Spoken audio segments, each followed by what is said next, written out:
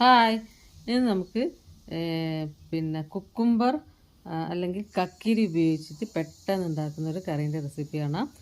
ഇപ്പോൾ ചിക്കൻ കറിയൊക്കെ ഉണ്ടാക്കി ആരെങ്കിലും വന്ന് ചിക്കൻ കൂട്ടാത്ത ആൾക്കാരാണെങ്കിൽ അവർക്ക് ഒരു 5 മിനിറ്റ് കൊണ്ട് ഉണ്ടാക്കി കൊടുക്കാൻ പറ്റുന്ന കറിയാണിത്.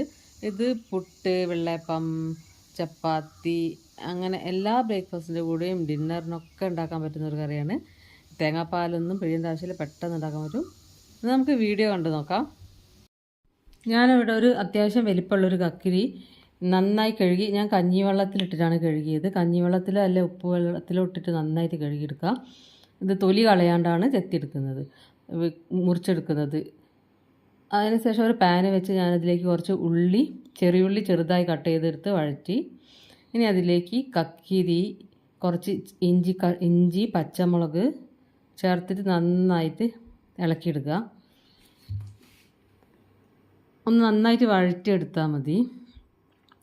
ഈ കക്കിരി അധികം ഒരുപാട് വെന്തൊന്നും പോകണ്ട, ജസ്റ്റ് ഒന്ന് വാടിയാൽ മാത്രം മതി.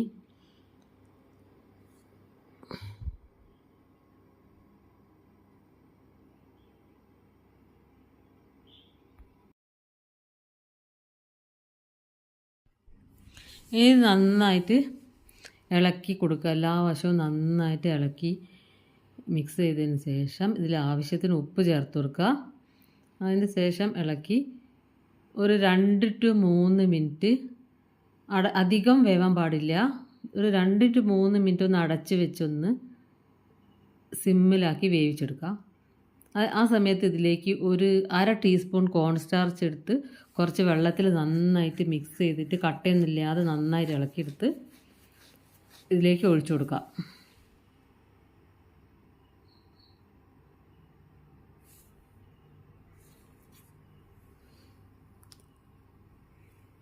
അത് നന്നായിട്ടൊന്ന് ഇളക്കിയതിൻ്റെ ശേഷം അതിലേക്ക് ഇനിയിപ്പം കുറച്ച് പാൽ ഒഴിച്ച് കൊടുക്കണം. ഒരു 1/2 ഗ്ലാസ് പാല്, പശുവിൻ പാല് വീട്ടിൽ മിൽമേൻ്റെ പാലോ ഏതെങ്കിലും പാല്, പച്ചയായാലും കാച്ചിയതായാലും 1/2 ഗ്ലാസ് പാലാണ് ചേർത്ത് കൊടുക്കുന്നത്.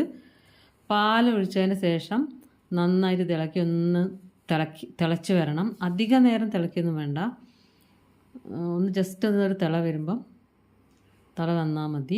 ഇനി ഇതിലേക്ക് ഞാനൊരു 2-3 ഗ്രാമ്പു ചേർത്ത് കൊടുക്കാൻ പോവാണ്.